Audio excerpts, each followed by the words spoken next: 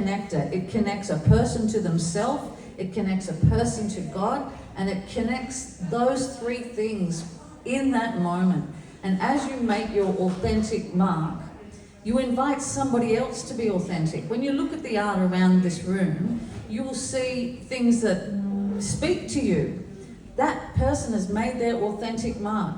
And as you observe that art piece and it speaks to you, they've connected with you through that practice of art. And it doesn't matter what kind of creativity you indulge in, it's not quite the word I'm looking for, whatever kind of creativity you do, in that moment, you are being completely human and completely divine. It is the divine and the humanity. I wanted to actually read something about the vision of Messiah. So if anybody's just walked in, let me tell you, this is the Messiah series that you're looking at here. 7 paintings, 1 meter square, each painting, 1 color per canvas. That was the focus of the exhibit. And each painting has a name and a subtitle and then a deeper meaning to that painting. And the paintings are full of hidden meanings. All of the paintings are full of hidden meanings. It would take me a long time to go through them all, so that's why I put the QR code there if you wanted to explore that. I am particularly interested in the way the divine and mankind interact, make contact, and commune or blend together with one another. The humanity of Christ and the divinity of man interest me. This thin veil that has been pierced, this chasm that has been crossed, allowing one to mingle and communicate with the other. Conceptually, the 7 paintings hum together as one, but they each have their own distinct style of abstract expressionism. Some geometrical, like this piece over here called Deep. Some explosive, like this piece over here called Dunamis or Thunami. Some with multiple deep layers flowing together, like this piece here, Ruach, blue on blue. Others using the written word. That painting's not here in this exhibit right now, but that was called Revelation, the Rider on the White Horse, and it was in raw canvas and acrylic and graphite and spray paint, and it was a mix. It was the absolute opposite of this geometrical painting, yet both of those paintings is what you would call abstract expressionism.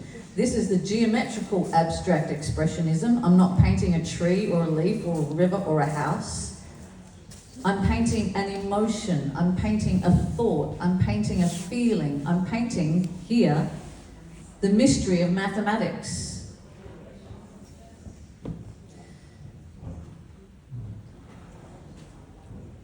They're all very different and yet part of the one whole. I used acrylics, oils, graphites, inks, watercolors, you name it. If it gave me the mark I was after, I used it. And, you know, making art, it sounds like a fun process, and at times it is.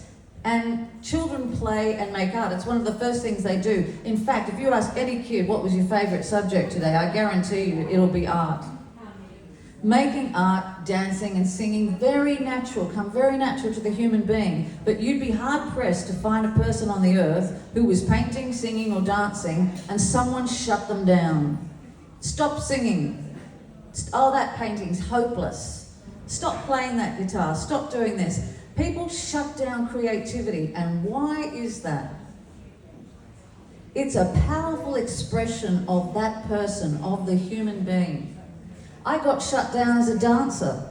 Other people have been shut down as singers. Some people get shut down in terms of their writing.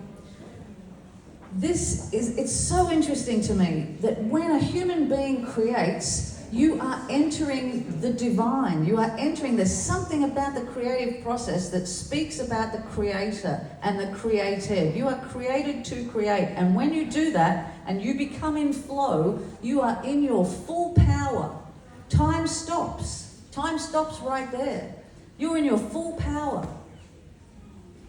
You know, there's a very famous influencer on Instagram. She's an entrepreneur, and she asked AI, what would you do? What would you suggest if I wanted to demoralize mankind? What would you suggest I do? And AI shot back 4 or 5 answers, and number 4 answer was, I would besmirch creativity. I would make sure to shut down any unique creative thing that people did, and I would make it so that the creative arts were laughed at and put down, and that people would think doing such a thing was a useless pursuit.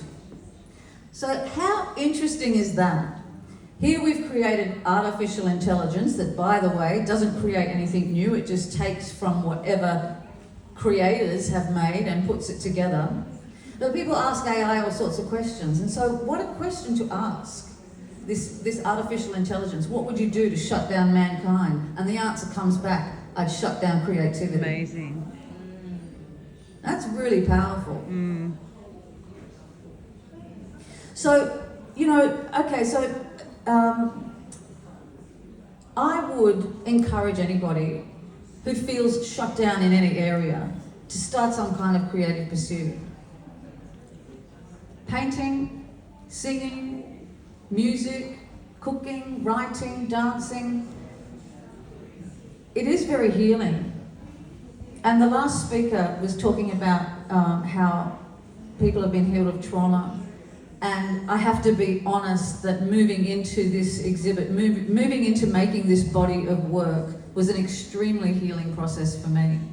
And I couldn't put my finger on it, and I had to get into the studio and practice every single day. But as I practiced, I didn't wait for inspiration. I got into the studio, I made the work, and inspiration came. And I just committed to doing it every day, whether I wanted to or not. And I have in the studio what I call throwdowns. They're just pieces of canvas or pieces of paper on the floor, and they're not important pieces of art. They're just something to loosen me up. The throwdowns are there, and I just do a little something before I get to the canvas where I want to do the painting and make sure it's something that I really like. And once the paint is going on the canvas, I'm all of a sudden becoming self-conscious. But I'm not self-conscious with the throwdowns, and they often become the best piece of work. And that's how I practice the technique that I'm then going to take onto the canvas. And so I was just speaking to a lady over here who bought a beautiful piece of art, thank you very much. And we were talking about a diary. Now, if you were writing in a diary, and you knew everyone was going to read it, you'd write very differently than if you knew you were the only one who was going to read it.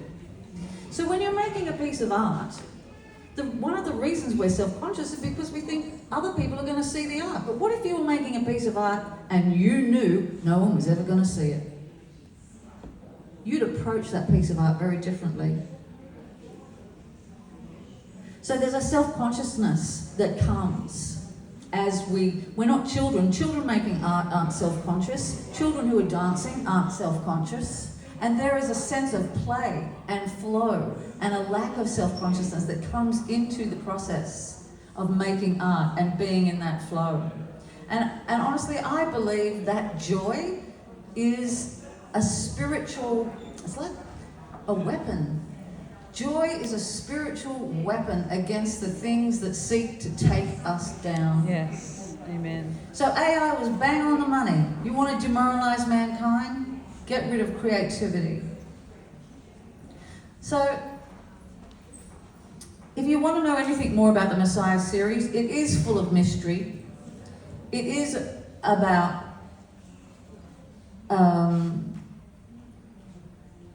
the creativity, my worship, or my gift to God.